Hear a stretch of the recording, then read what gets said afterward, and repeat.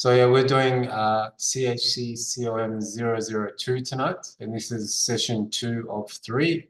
We'll be looking at addressing communication needs tonight. Before we begin, I'd just like to do our acknowledgement of country. In the spirit of reconciliation, Haida Institute of Education acknowledges the traditional custodians of country throughout Australia and their connections to land, sea, and community. We recognize Aboriginal and Torres Strait Islander people as the first inhabitants of this nation and the traditional custodians of the land on which we work, live, and study. We express our gratitude for the sharing of this land, our sorrow for the personal, spiritual, and cultural costs of that sharing, and hope that we may move forward together in harmony and in the spirit of healing. We pay our respect to all First Nation people and acknowledge elders past, present, and emerging. All right, our usual housekeeping. So during class, have your cameras on, but microphones on mute, please. If you would like to ask a question, just use the raise hand function. We'll try and stop for our breaks at 7 and 8 as usual. Please no smoking or vaping on camera. And be respectful to others and kind to yourself at all times. And remember, if you need some help to access your personal supports. Okay. Tonight's session, we're looking at 4 main parts of it. Yeah? In the first part, understanding what communication needs actually is, and then addressing problems and communication barriers. And then looking at really the point of this whole lesson would be diffusing conflict and difficult situations. We'll finish up with a little bit about how to get some feedback and improve your communication skills on that. Okay, so before we get into that, yeah, I'd just like you, if you could, take a bit of time and have a think about a time where you were involved in a conflict. And I'm going to put you all just into one breakout room, so it's not in the recording. And I would just like you to share with each other one time that you were in conflict with someone and exactly what happened in that situation, and maybe with some hindsight, how you could have handled the situation better. Okay. So you're actually talking about your real life experiences for this one, please. Yeah. All right. So I just put you in one breakout room. I'll give you 5 minutes to share that, then we'll come back and get into the content.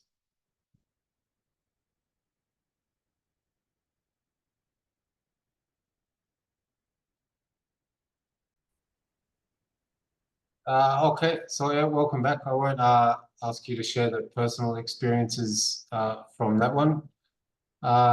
So let's jump straight into what we're looking at first tonight, and that was pretty much understanding communication needs. Yeah. So anyone want to have a guess at for you guys working in AOD or youth work, or even in counseling? What is the most effective tool you have in ensuring quality communication? We touched on this a bit last week. Active listening. Yeah, good. Active and effective listening skills. Yeah. Not always for everyone, or sorry, I shouldn't say everyone needs to have this, but definitely from where you're coming, in that dealing with clients, then the most useful skill for you is going to be your listening skills. Yeah. So what were some of the techniques we use for active and effective listening?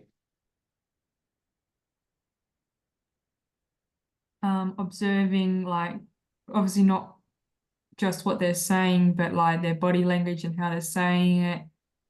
The way, so the way they say it. Oh, their tone and their. Sorry, I've jumped in. I shouldn't have. I apologise.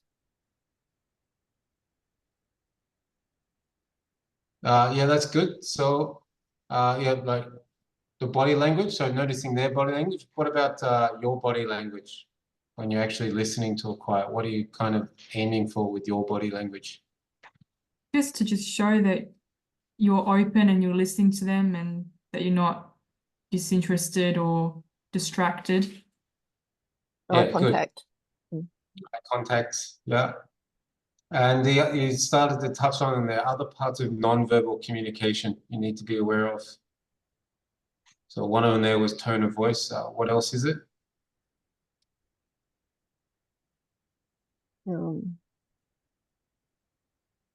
I guess if they their body language, so they might be tense or shut off. Is that what you mean? Maybe So- the how loud or softly you speak, whether you're using a calm, soft, quiet voice or a yeah, so it could be the volume that you speak at, the tone of your voice, also your facial expressions, and another one a lot of people don't think about is also your proximity to the client. Yeah. So you want to maintain like a suitable distance. Obviously, you don't want to be like too close like this or too far away like this. So that can also have an effect on how your message is received. Yeah. All right. What about as you're listening? What are some other things you actually you say while you are listening? so reflective listening techniques, so mirroring back what they've said to you. Good, yeah, So paraphrasing what they've said. Paraphrasing. Yep. Good. What else? Reflection of feelings. Yeah, in some cases, yes. Okay. Yeah. Obviously, if they're going through some negative feelings, you don't want to reflect those, but right, if there's a positive moment in there, there's a happiness and a smile, it's very, very good to reflect that feeling back at them as well. What about questioning? What should you be doing with questioning? Open-ended questions. Good. Right. But nothing too personal or close to the bone. Let them tell you what they want to tell you, not lead them. Yeah, good. But also at the same point, you're trying to work towards a resolution with them. So your questions, what should you be trying to achieve with your questions? Probing questions? Sorry, what was it? I think you got it. Probing questions.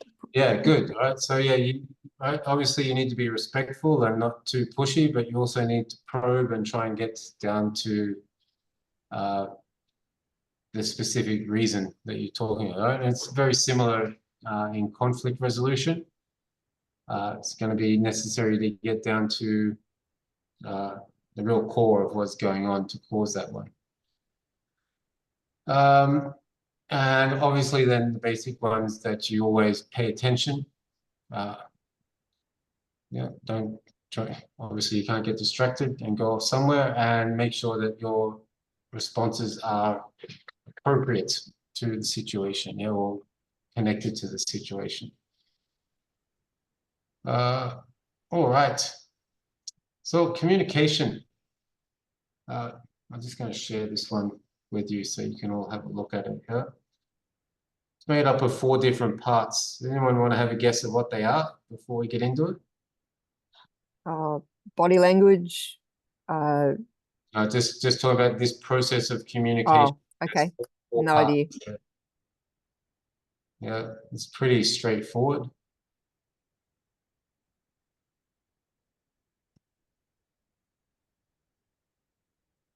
Oh, I see. Right. So yes, obviously it requires 2 people there, the sender and the receiver.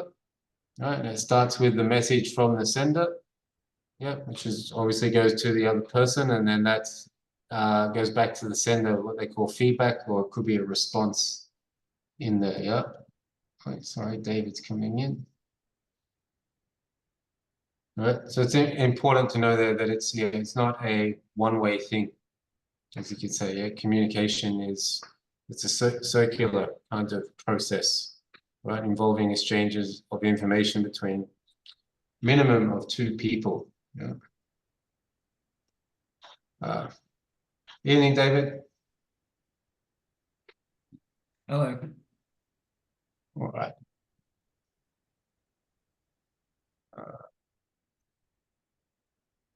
All right, so just go watch a little bit of a video on that now, just to go into a bit more depth on it, and then we'll come back and have a chat about it, yeah?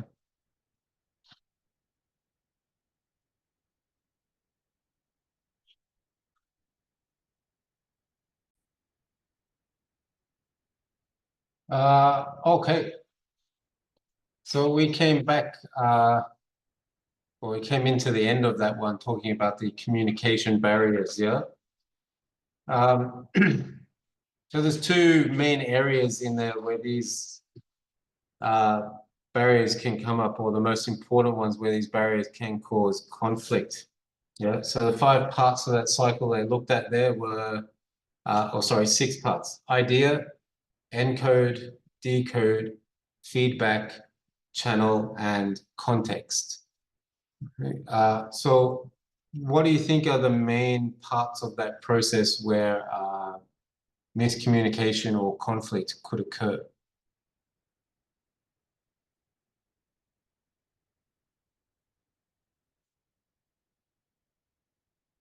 I'm going to suggest decode, with people not understanding what was said, perhaps. Yeah, pretty much. That's where a lot of conflict can arise, yeah? So why was that? What were the factors that affected how we decode in that? And also how we encode, yeah? That was when they were talking about, you know, your culture, your upbringing, all those sorts of things. Good. Your past experiences, your education, your upbringing, your culture, your values, your ethics, right? All of these things will influence how you decode a message, yeah? And obviously, that's a good place for conflict to arrive, because that's pretty much not the same for any one person. Obviously, you have groups of people, like people from the same culture, that will decode things in similar ways. But even inside those cultural groups, you'll find conflict arises because of differences in what is encoded and sent and what is decoded and received. Okay.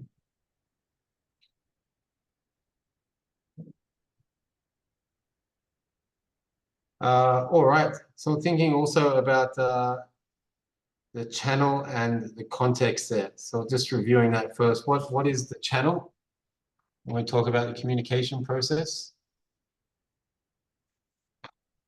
Um, When they talk about the channel, what were they referring to? Phones, in person, that kind of thing. Yeah, this is pretty much the way you decide to communicate. Yeah, so right now we're communicating online, right? That's one channel.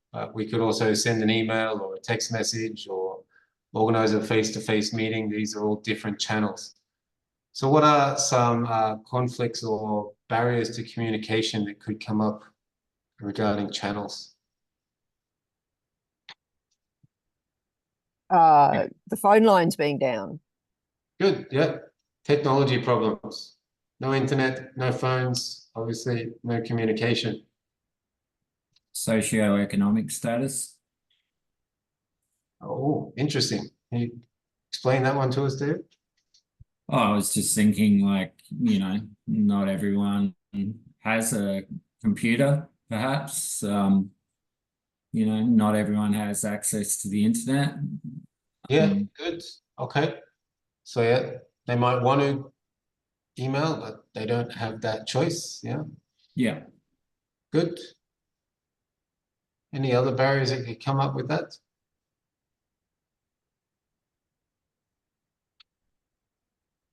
So the main one I was thinking of there was literacy. Yeah, obviously some people okay. need Yeah. to rely on verbal communication due to problems with literacy.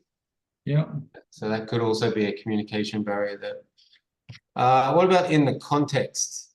Yeah, what are some barriers or problems that could come up because of the context of the communication? So remembering this was place, time, all those sort of things that the communication is happening.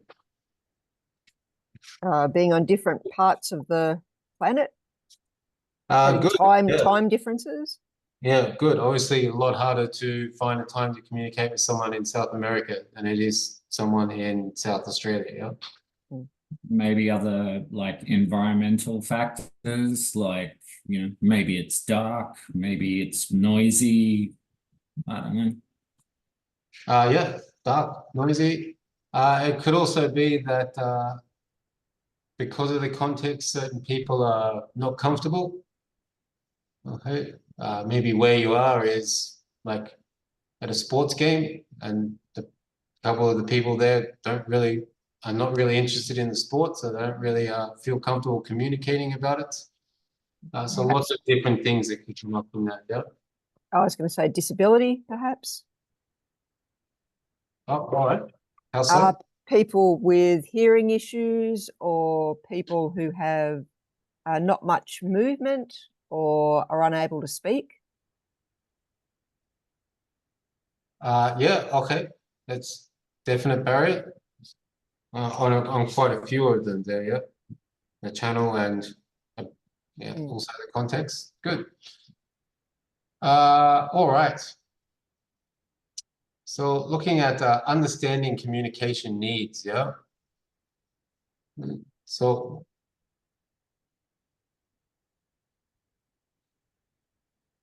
let's have a look at this. So we were starting earlier about active listening, yeah. So what was one of the reasons that we ask questions in active listening? To show we understand. Good. Okay. Then we also at the end of something, yeah, what do we do to show that we're listening? To Repeat the paraphrase. information. Yeah, paraphrase or summarize what you've heard. Good. And obviously along the way, if we're not sure about something, what do we need to do? Or clarify. Got to clarify. Good. And to make sure that everyone feels included, yeah, what do you need to do?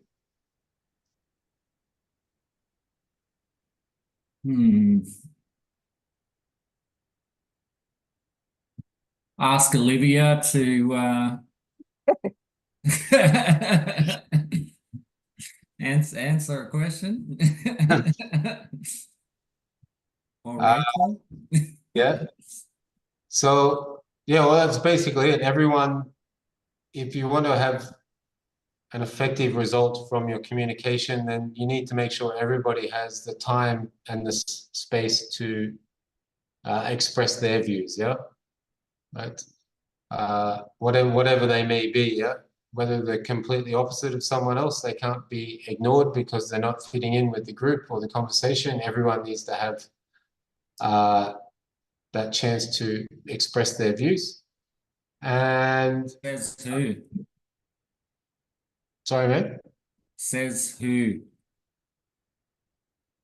Says who? Yeah. Well, yeah, good question. I don't think it came down to any one person. And yeah, you're right. There's probably a lot of people that don't really follow that, yeah. And that's definitely going to be one source of conflict. If a group of people or even an individual person feels like they don't have the time and the space to express their views, that's going to lead to conflict at some point, yeah. And the last one there, what are we doing with our body language? Well, we're not ignoring people. We're not turning our back on them. Good, yeah. So it has to be giving a positive impression, yeah, with your body language at all times. So. All right. So a very, very good place to start before all of this is using a technique that they call painting the picture. Anyone want to have a guess what we mean by that?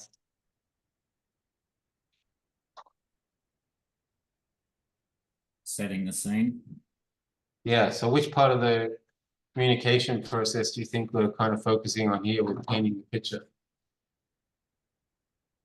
Introduction. Yeah. Or providing information. Yeah, like David said, setting the scene, giving an overview. Yeah, good. So that's on the context part of Oh, yeah, okay. Yep. you're setting up your context for the communication. You know, it's always a good place to start. If you have a clear context, then it's obviously going to stop any confusion or miscommunication down the line. Yeah. So a good example of this might be at the start of a meeting. Okay, you don't just walk in and get straight into the meeting agenda, right? You'll walk in, you'll start the meeting, you'll say, all right, today, right, we're here to discuss a WHS issue that occurred last week when John was using a ladder in this building on an uneven surface and as a result fell and injured himself. Okay. So right from that point, you've set a very clear, very obvious context for what's going to be communicated after that, right? And we'll keep people, well, it's easy for you then to focus on that and we'll stop extraneous or other topics being brought in to what you're discussing, yeah?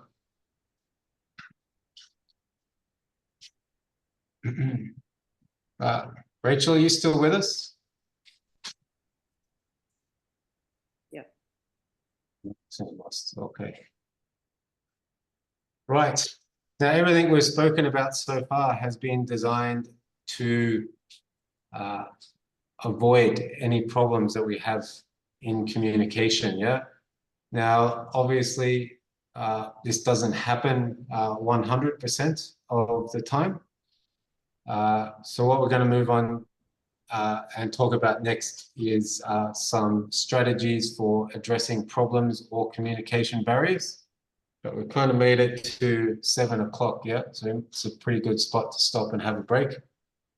All right, so we're going to have our first break and come back at 7:10, yeah? All right, thank you. No worries.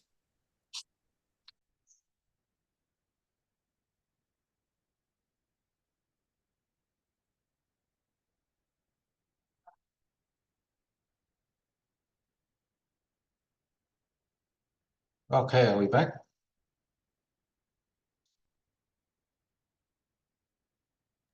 Yep, I am. All right.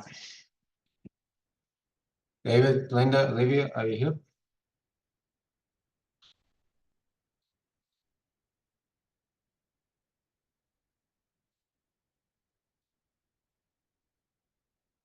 No, not yet. Oh, here we go.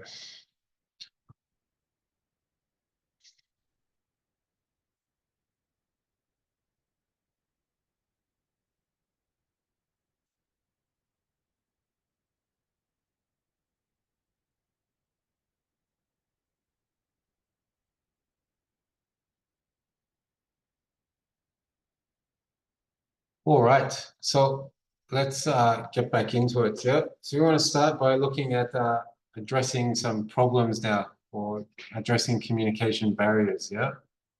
So the first thing for you to realize in your practice is that if you are discovering these barriers or are having problems in communication, that they should be reported to your supervisor. It is almost assured that the organization that you're working for will have a specific policy and procedures for dealing with this. So it's important that you familiarize yourself with the correct way to handle it and just follow your company policies, yeah? Doing so then will make sure that your client gets the correct support and will also help to shape the way that support is delivered. And hopefully through that solve the communication difficulties. Yeah. In that report, what your supervisor will need to know about will be any breaches of your company's ethical guidelines, and absolutely will need to know if there's been any legal breaches of what you're required in that. Yeah. They'll also need to know any events which may have a negative impact on your clients or your colleagues, and also in general, anything that might have an impact on anybody's rights and responsibilities at work. So we spoke a lot about what contributes to these things. One thing we didn't touch on earlier was something that's very important for us to have a look at, and that was not maintaining boundaries of a professional relationship. So in terms of your practice and what you'll be doing with your clients, so what do you think this means in terms of an AOD support worker and a client relationship? Keeping professional boundaries between you and the client. So yeah, what are some ways that this might not happen? Yeah, well, never giving them your phone number. Good, very clear separation between personal and professional. Not going places with them. Not having anything to do with them outside of work. Yeah, good. Right. Yeah. Very, very clear separation between what you do in your personal life and what you do at work. It's good. Ensuring they understand that right from the beginning. So not having any grey, setting that up to begin with. Yeah, good. And I guess following on from that too, if there's any sort of minor instances where those boundaries start to get blurred, it's important that you deal with it when it is just a minor thing. Yeah, obviously it becomes a lot more of an issue. It becomes a major thing. So what? And obviously another one in there too is developing strong feelings, and that can be from you developing for a client, or more likely a client developing strong feelings for you. And it's very important that, like we said, you identify these issues when they are minor and deal with them at that point in time. Not doing so obviously just compounds the problem and makes it harder to deal with further down the line. All right. Now, dealing with some strategies for dealing with communication barriers. Yeah. What are some ways that we can overcome these things? Any ideas on that? Yeah.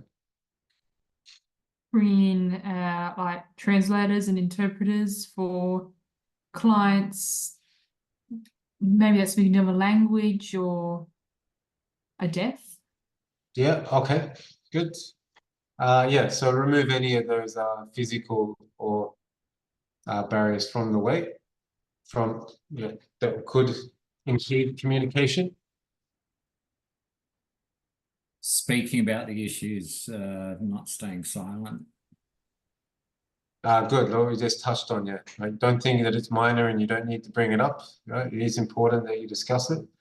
Now, to do that sort of thing, what is important then that as part of your practice that you allow plenty of time for this sort of thing to happen, yeah?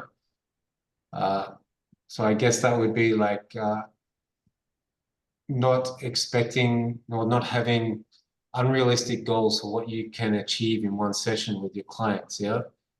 Right. So you're going to be dealing with some very complex issues, maybe some that are very hard for your client to talk about. So make sure you give them plenty of time to actually do that. Yeah. Don't go in with right, we're going to deal with all of these things today and try and rush through them and not actually deal with each one. Yeah. Have a realistic goal for what you want to achieve in each session and give plenty of time for your client to communicate with you like that. Again, around the active listening with those, the questions that you're asking, what are you trying to achieve through that questioning? Obviously, we spoke earlier about using open questions. What are you trying to achieve from that? Or knowledge about the client that can be used to help them. Good. All right. And well, let me ask a more specific question. So who should be the one that is driving or directing the conversation? Well, they should be. Good. Yes. Right. So that's what you're trying to achieve to break down those barriers. Yeah. Is make sure that you're using your questioning and your open-ended questions to open up topics, but through those questions, your client is, leading the conversation. And obviously, further on from that point, then always let them fully speak to what they're trying to say, and avoid the urge to take control of the conversation and finish off their thoughts for them. Yeah, even if you are correct in that, and what you say is exactly what they were thinking, but you've still taken that chance to communicate away from your client instead of letting them speak to their conclusion. Yeah. All right. Now, in the middle of a session, what are some things or some distractions that you need to minimize or eliminate when you're talking to your client?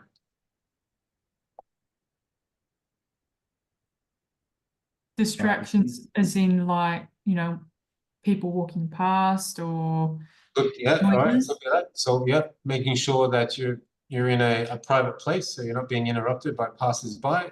What other things could be distractions that would cause a breakdown in the communication process? Well, if they become uncomfortable, if they've been sitting for too long, they get hungry, thirsty. Good, yeah. So making sure your session is appropriate length of time. I don't bring them in Thirsty, we'll get them some chocolate milk, they'll be all right. Yeah, well, yeah. So I mean, you're going to be having very intense conversations too. They're going to be dealing with some possibly traumatic stuff for themselves. So a 4-hour long, deep and meaningful is exhausting. Yeah. Yeah. So yeah, you want to make sure your sessions are an appropriate length. Anything else? Thinking about technology. Fine. Oh, phones. Yeah, phones, computers, all that sort of stuff. Want to make sure that they're not, setting off notification sounds or email, like received email sounds, all that sort of stuff. Yeah. What about cameras? Well, my understanding is that you would have to have express informed consent to be able to film any sort of session with your clients. Yeah. Okay. Yeah. Yeah. I mean, that's obviously there's major privacy issues there. Not that it isn't possible, but yeah, very unlikely. And if you do it, then that has to be part of the informed consent that you get from your client before you can do it. Yeah. That cannot be just a blanket, if you come here, you get filmed kind of thing. It would have to be something you do with your client and get their express permission for. All right. Good. So I'm going to watch another little bit of a video now of a scenario where there's some barriers to communication, and we'll come back and have a little bit of a chat about what the barriers were and what you could do to resolve them. Right, yeah. Let's share this with you.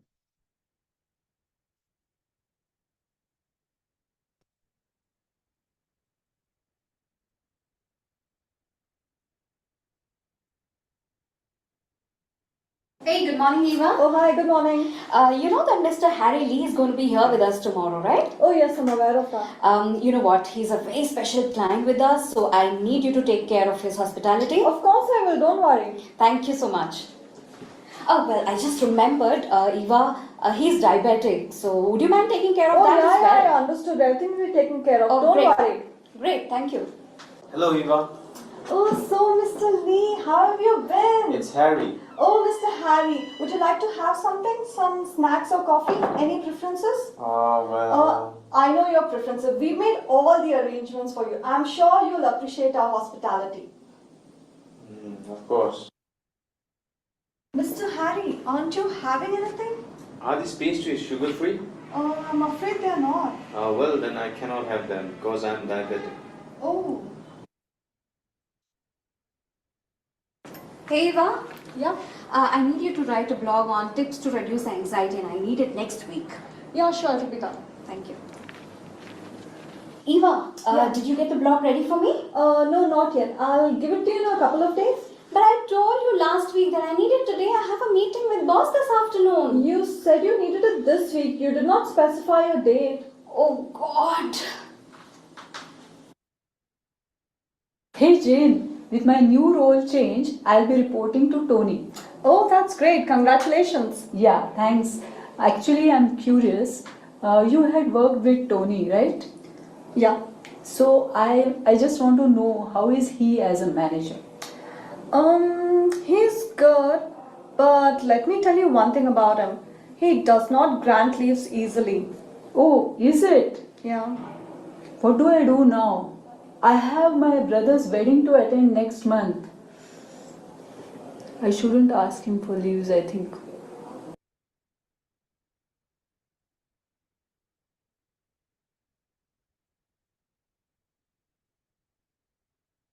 Rightio. So the first scenario there, yeah. What were some of the barriers to the communication in that one? No, the phone, definitely. Yeah, technology getting in the way, yeah. Concentration, yeah. Yeah. What about the speaker, the woman who entered the room? What would you say about the way she was communicating? It was very demanding, not very Yep. conducive to compliance. It was very demanding, I thought. And very, very quick, yeah. Mm. Right? She wasn't slowing down and making sure she was understood. It was just a big stream of information coming out, yeah. And also at the end, what did she not do after she'd said everything she needed to say? Clarify. Yeah, didn't clarify, didn't ask any questions to make sure she was understood. Yeah, so obviously that led to the client not being very happy with the snacks that were served. Yeah, good. All right, in the second one. Oh, the instructions hadn't been clear. She hadn't clarified what day she wanted it done. Yeah, good. Not very specific. What else could you say about it? Well, there'd been no clarification at the time. Definitely no clarification. And what about the woman she was asking to do it? What was she doing when she asked her? Yeah. She obviously had something to do, so maybe she didn't really take in what the lady said. Yeah, because where was she going? Or what was she doing? Yeah. Leaving. Good. Yeah. Right. Asking someone to do something for you as on the way out the door at the end of a day of work is right. They go home and think about 1,000 other things, and it's not at the front of their mind at all. Yeah. So timing, like that's again comes down to the context of the communication. Yeah. Timing can be important. And the third one. Oh, they were gossiping. There was no real knowledge as to whether what she was saying was real or right. Yeah, good. So how does that cause a barrier to communication? Yeah. Well, now she's not going to ask for the time off she needed when she's got no reason not to ask. She just Good, yeah. she's made assumptions. Good. Yeah. So there's very little accuracy in there, and because of that, there was an incorrect assumption based on it, and really shut down the communication channel, made her not go and talk to her new boss. Yeah. So it didn't really open up communication, right? It limited what was being said. All right. So what was some of the, let's go back to number one then and look at how we could deal with that situation better.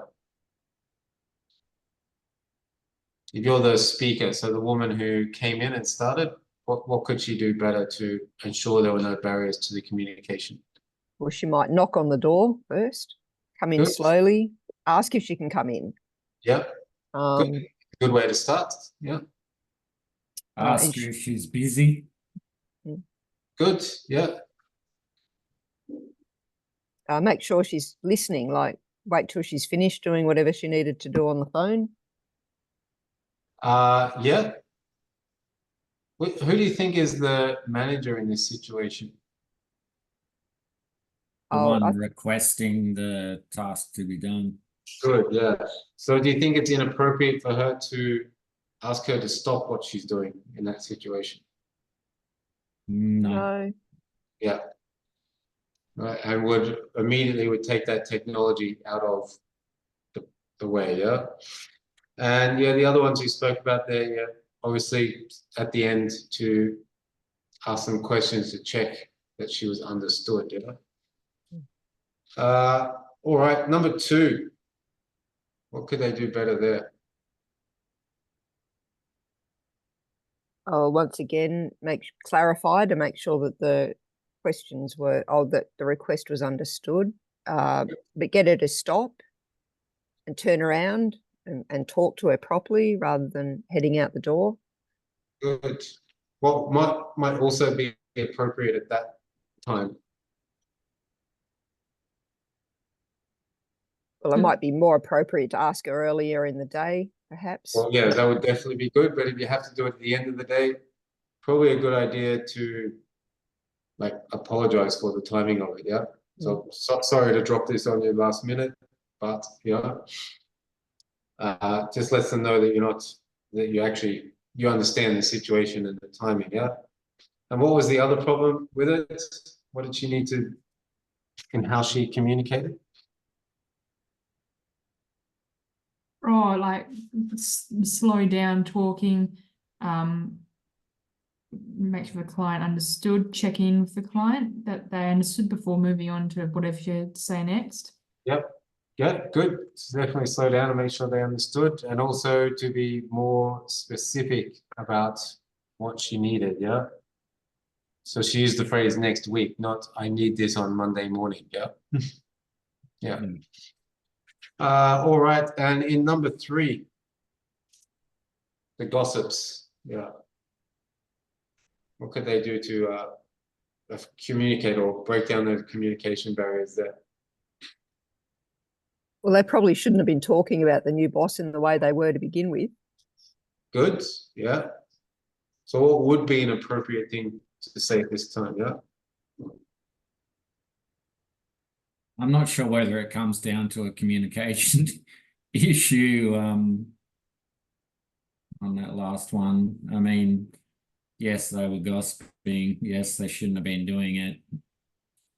It's probably best not to gossip.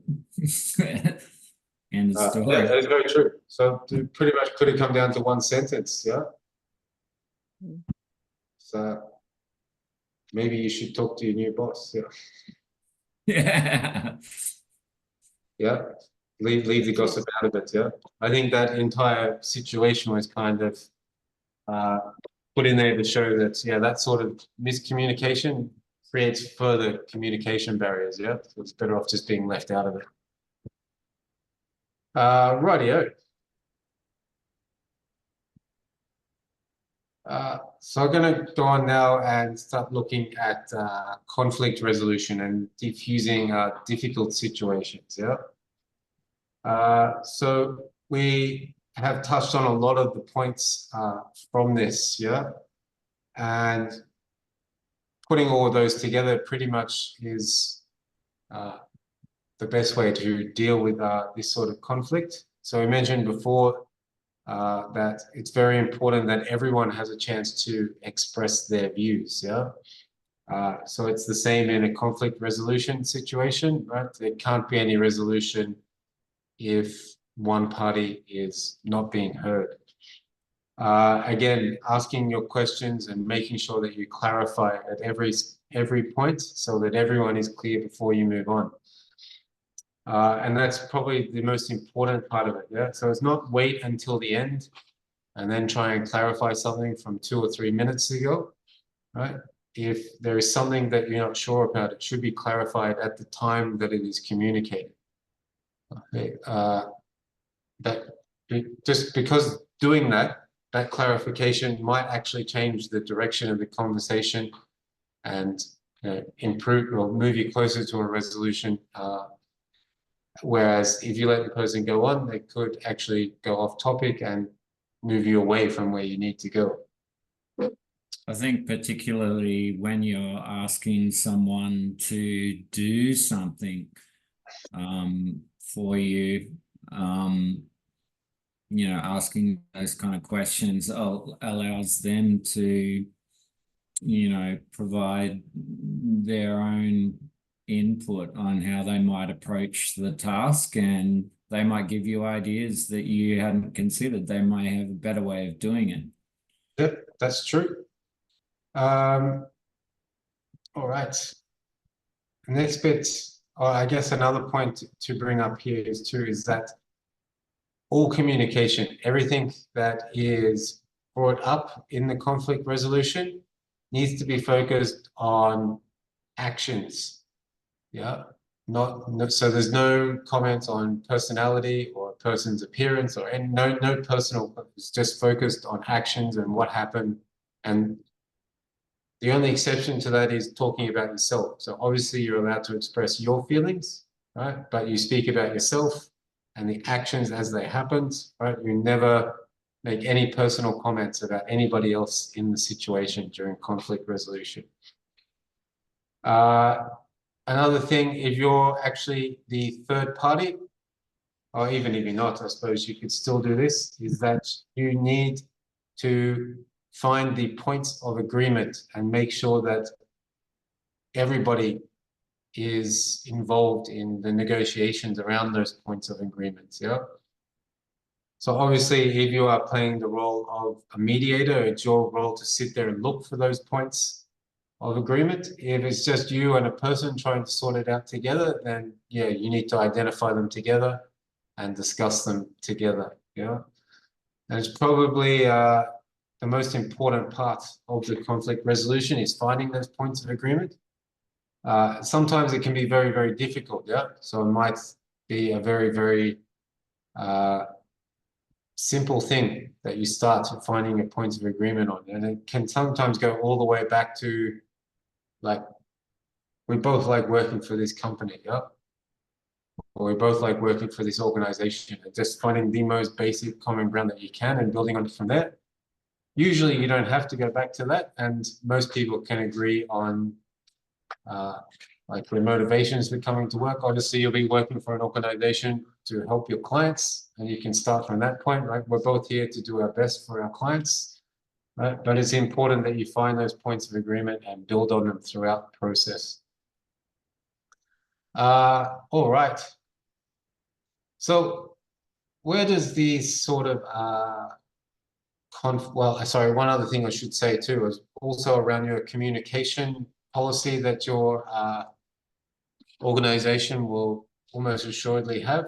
A part of that will also be the protocols for conflict resolution, yeah? So if you're not sure how to go about it or what's going on, there should be a document within your organization that will outline your organization's preferred protocols or methods for dealing with conflict. Okay. So in a work setting, yeah, what are some ways that conflict might occur between colleagues? Let's start with colleagues, yeah. Disagreements on like how things should be done or how people handled a situation. Yeah, good. Right. So like we said before, you're all kind of working for a common purpose, yeah? You'll all go to your organization to try and help your client. So it's very rare that you'll not agree on what needs to be done, but obviously it's not a one size fits all, and there's different ways of achieving those goals. So some conflict can arise around people having different ideas on how to achieve the goals. Yeah. What else? Personality clash. Yeah. Sexism, racism, discrimination of various sorts. Discrimination could, definitely leads to conflict. Yeah. Although I have to say that sort of conflict tends to be easier to resolve. Yeah. It's very, very obvious that there's one party that's in the wrong in that sort of thing. Yeah. But you've obviously, if you're using like a racial slur at work, it's just not on. Yeah. It's not. So it does cause some conflict, but it's usually very, very easy to resolve when it's that obvious. It's the other ones we're talking about. They're different personalities, different philosophies, different ways of doing things, where no one's really wrong, but no one, no one's 100% right either. So that's where conflict can get a little bit tricky. Yeah. All right. So I got one more short video here on conflict resolution. Then we'll come back and have a chat about it.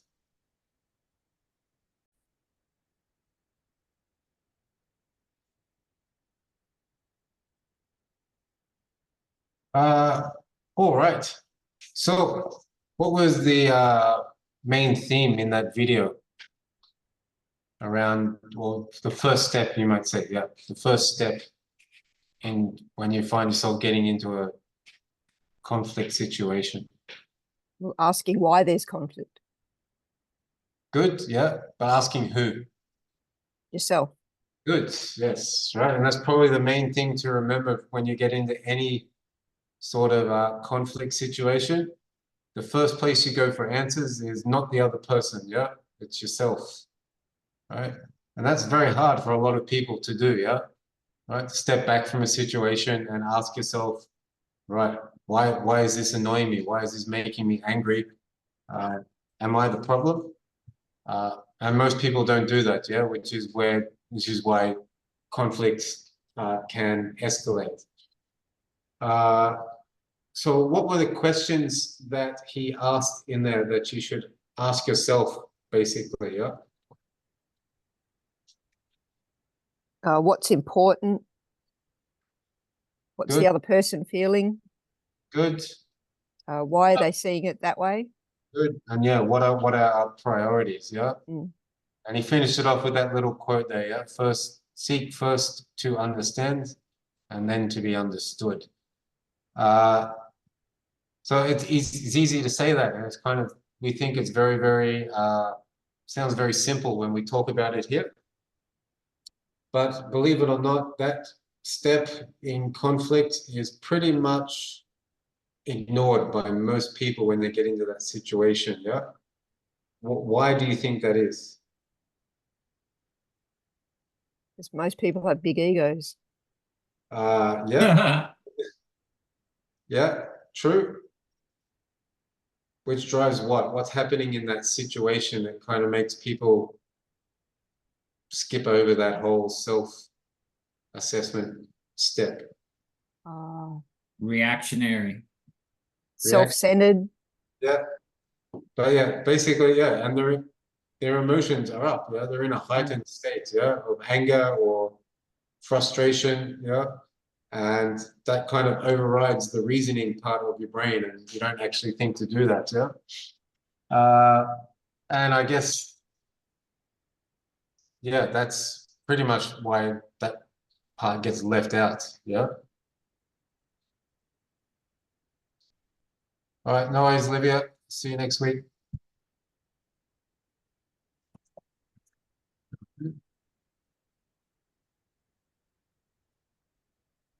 So yes, now I guess what we want to have a look at now, ways of avoiding conflict, we might say, yeah. And there's lots of different ways we could do it. It'd be nice if we had a everyone in the world that had the ability to deal with step one, yeah, and actually had that the know-how or to step back, right, take the deep breaths, ask themselves those questions, and then re-engage. Unfortunately, that doesn't always happen. So pretty much it comes down to the leaders or the managers in an organization to change the culture of the organization and how this sort of stuff is dealt with. Yeah. One of the most common ways that that's done is by fostering positive communication. Yeah. So what do you think we mean by that? Positive communication.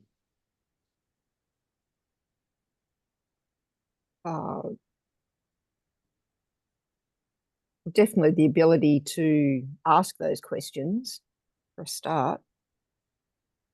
Yeah, good.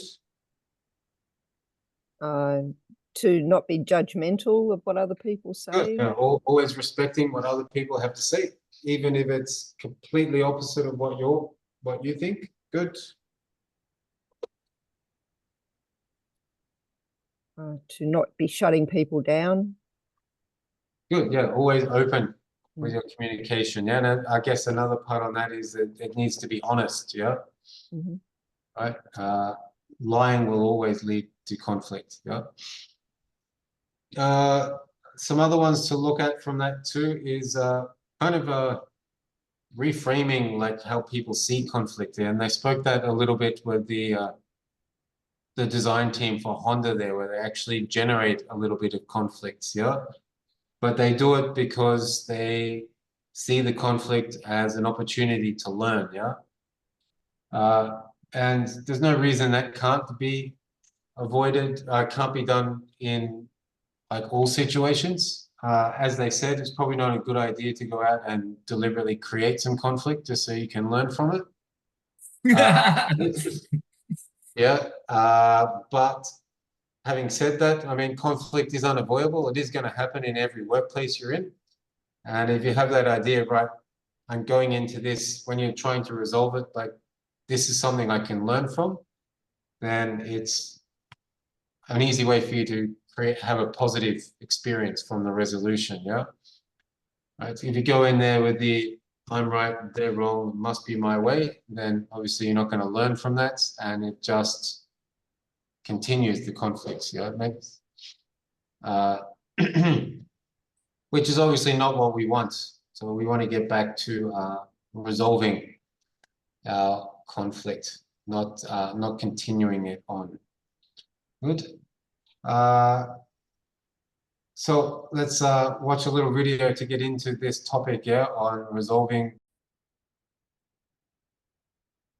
Okay, so once again then. Workplace conflict can sometimes.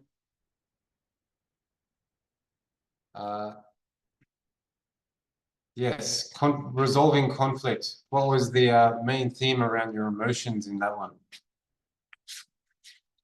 Or keeping your emotions in check, being in charge of them. Yeah, pretty much, yes. So like we were saying before, emotion is pretty much what gets you into this situation, right? If you don't react in the right way when it happens, and so you get to a point where it needs to be resolved.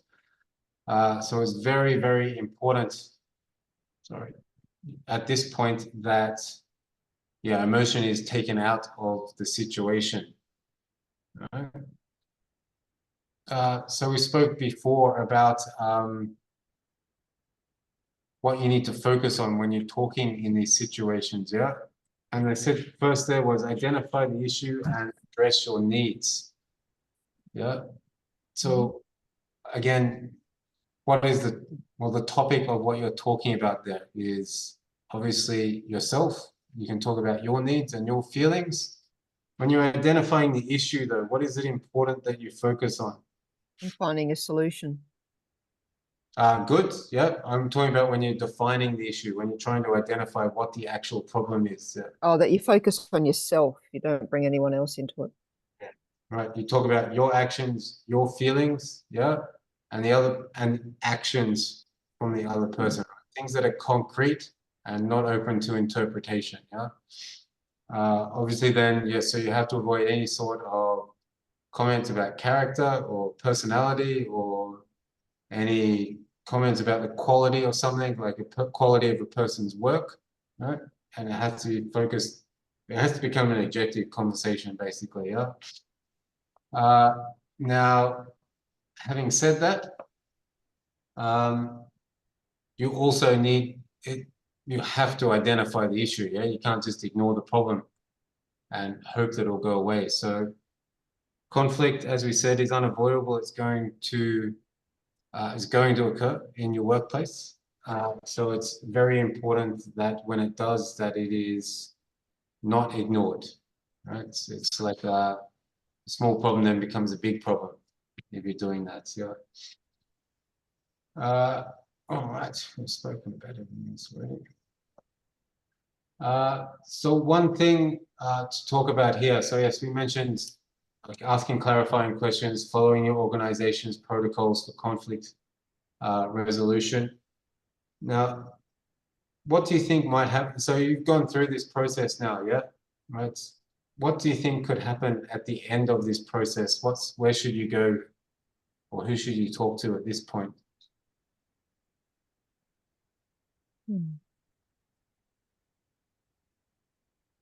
So let's say you've managed to do it between the two parties, you and a colleague. Yeah. Where do you think, well, who do you need to talk to after that? Maybe a superior?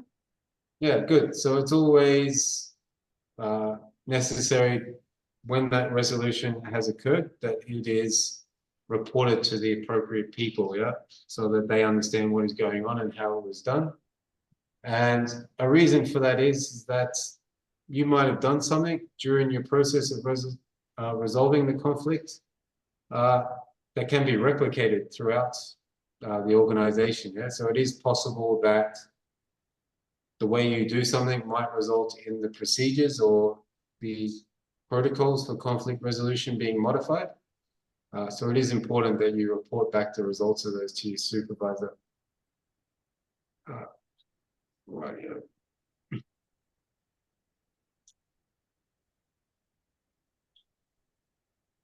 Okay, so I don't want to get into the next topic yet. So we've probably got about 20 minutes left on the last one. So we might stop and have our last break now and come back at, so this will be 6 minutes past 8, yeah?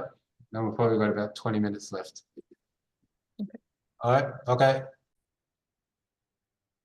All right, so I've got two topics left to look at tonight, yeah? First one being mediation. Yeah, so we spoke a lot about ourselves and how we can work to resolve conflict. Unfortunately, that is not always possible, and you require a third party to come in and help with the process. Obviously, this person is called the mediator. And this can basically come because people have not been able to separate emotions or egos, as you mentioned before, Belinda, from the process. And as a result, the conflict has continued or perhaps even worsened. So I guess the main role of the mediator is to ensure that all parties are heard and given equal opportunity to express themselves and treated fairly throughout the conflict process. On top of that, I guess what they always need to be doing as part of that mediation is guiding the parties towards an agreed decision. And the operative word in that one is probably agreed. Yeah. So whatever decision comes out of it has to be agreed on by both parties. Obviously, it's not going to have any effect. There can never be any part of mediation where one party is not accepting of the result. And that kind of becomes the tricky part, yeah? If you can't reach an agreed decision, then mediation has failed, yeah? And you have to try again. Also, on top of that, they would need to spend time debriefing with staff, making sure that they understand, and this is happening during and after the mediation process, just to make sure everyone is fully aware of what's happening.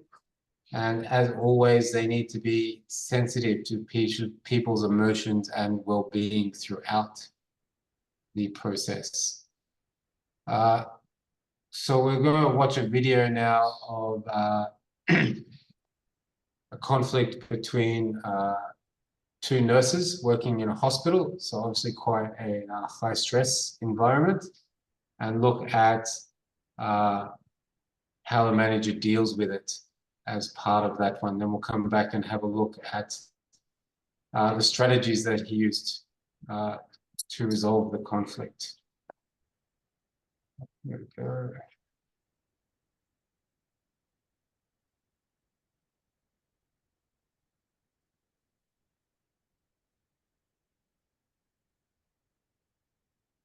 Sorry. Just need to.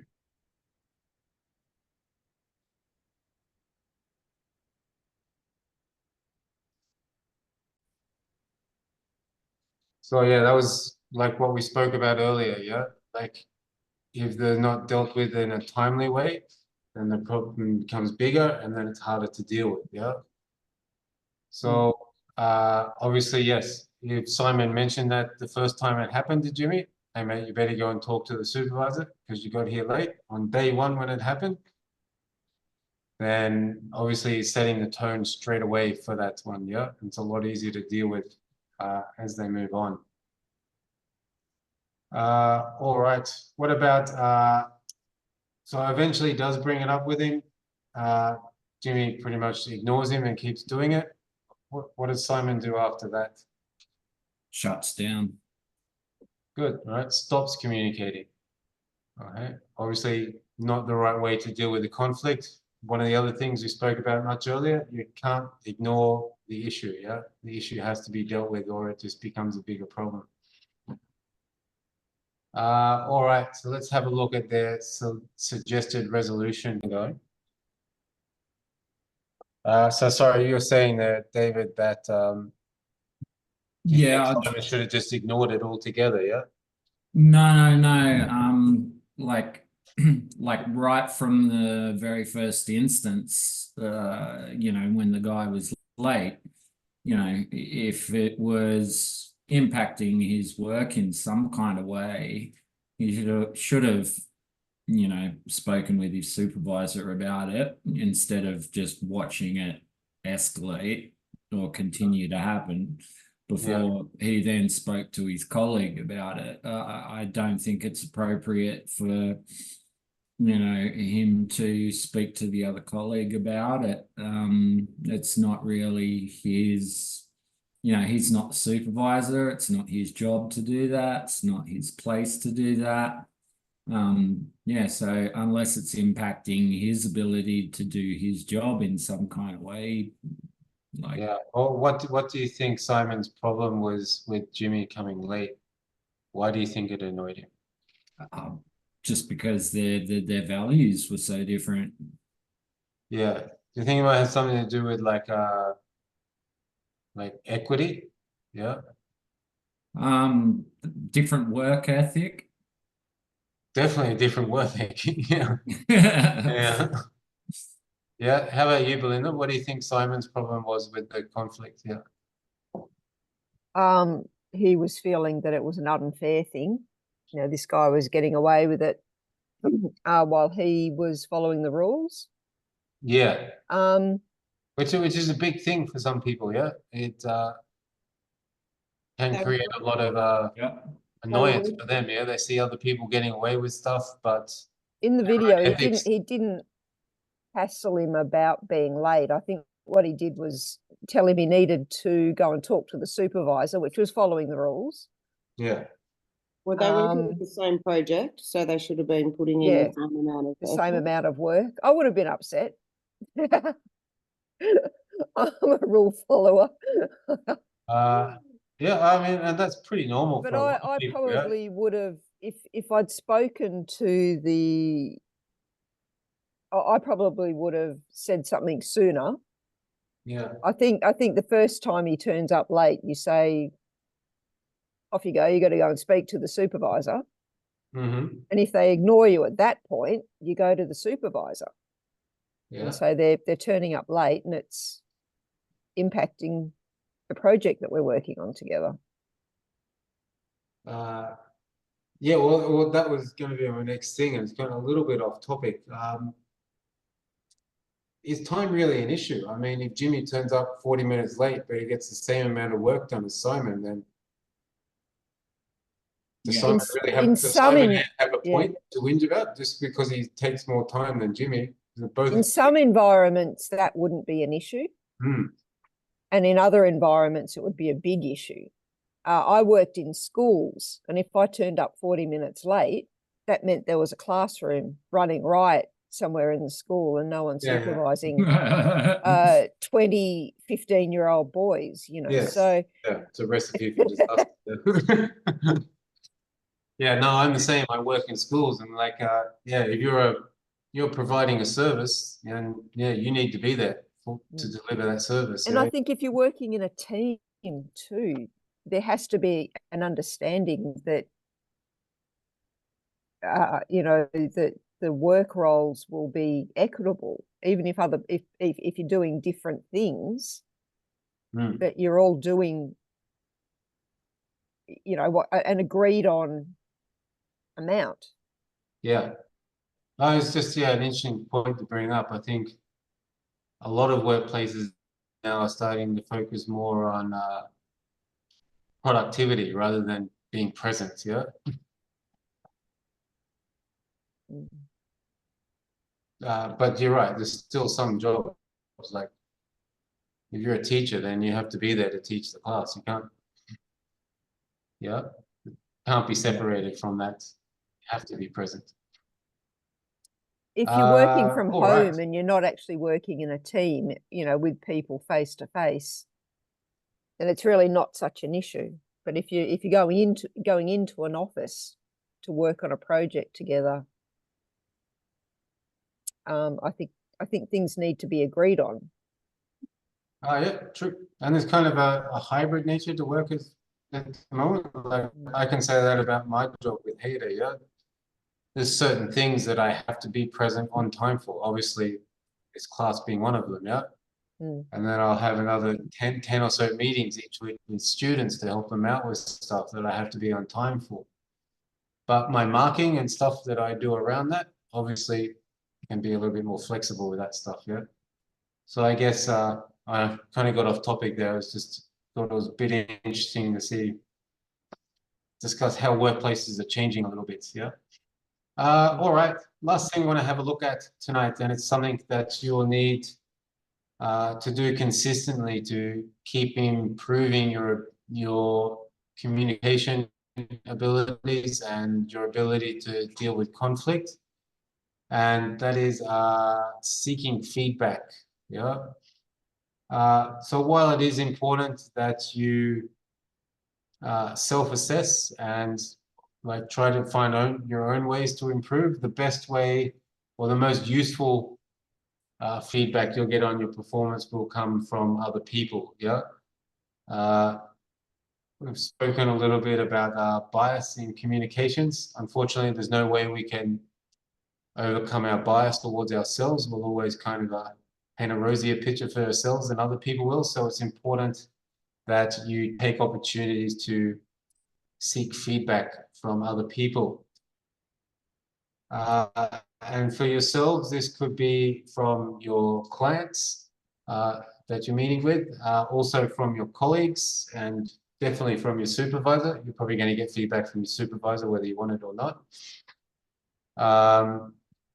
Also, though, you could use external networks. Yeah. So if you have activities that you do with external providers or other things like that you do with your clients, you can also seek feedback from them on how you.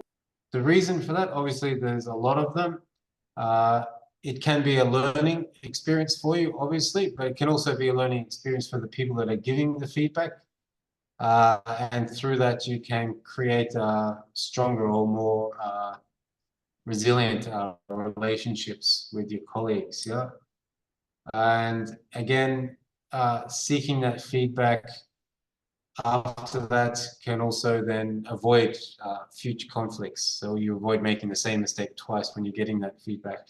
And through that process of understanding and learning from each other, you can remove those barriers from communication that were causing the conflict in the first place. All right.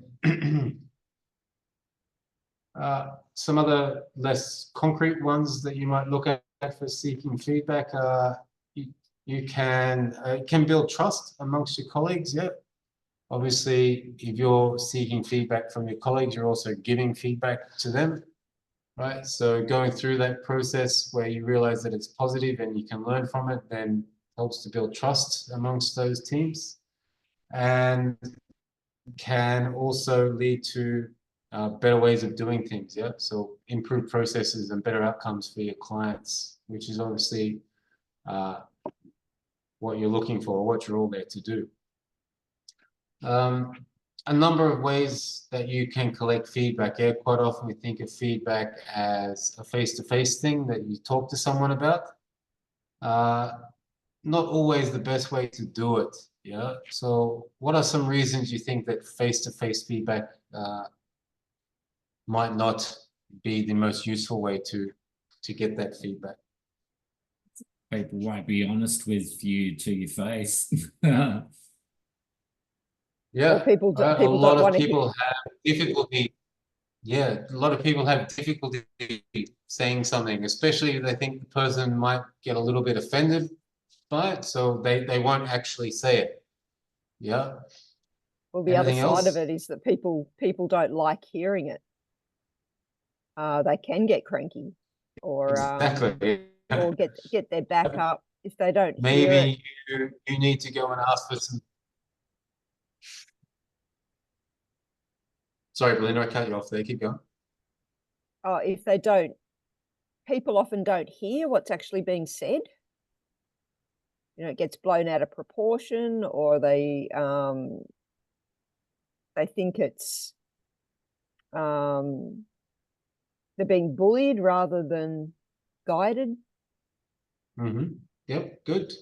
And yeah, like what you're saying, sometimes it can be too confronting for someone to receive the feedback face to face. So it's actually easier for you to receive it in a non-verbal way. Yeah. And again, yes, it can also take the emotion out of the situation. What you're saying there, like people don't hear the feedback because something happens at the start. They kind of get a bit agitated, and yeah, all they can think is, right, I'm being attacked, and they don't actually take in anything that they're being told. So some other ways we can go through that, yeah, can be a survey or a questionnaire that's given out at the end so that people can take it away. Obviously, then that has to be something that they can choose to write their name or choose not to. It could also be, if it's something more routine, it could be like just an ongoing monitoring of those tasks to see that they're being done adequately, and that could be through a measure of the productivity of them. It could be checklists around like safety procedures or something that are used to know how effective they are. And it could also be through what you would call external observation, yeah? So basically someone watches you working, and from that you can get feedback from them. Yeah, gone through all of that. Yes, so there's one other point I wanted to bring up around the feedback too, is that we said there that yes, you're looking for supervisors, co-workers, and clients. I would say there is one caveat to that, yeah. Now, it's good to seek feedback from other people, and you should continuously do it, but you need to make sure that you're asking the right people, right? And that the person who's giving you feedback is doing it for the right reason. Yeah. Now, if you're seeking feedback from someone and like their idea of giving feedback is to like help themselves rather than help you, then that's not useful feedback. Yeah. So yes, you should always seek other people to get feedback from, but make sure that you're seeking it for that are giving you feedback because they want the best, what's best for you. Yeah. Right. And that'll be the majority of people that you work with. Unfortunately, it won't be everyone. Yeah. And so there's sometimes there where they're giving feedback for their own reasons, and it's pretty safe and okay for you to ignore that sort of stuff, right? And just focus on, right, I know this person's giving me feedback not because they want something, but because they actually are interested in helping me to improve and get better. All right, that kind of brings us to the end of our session tonight. Yeah.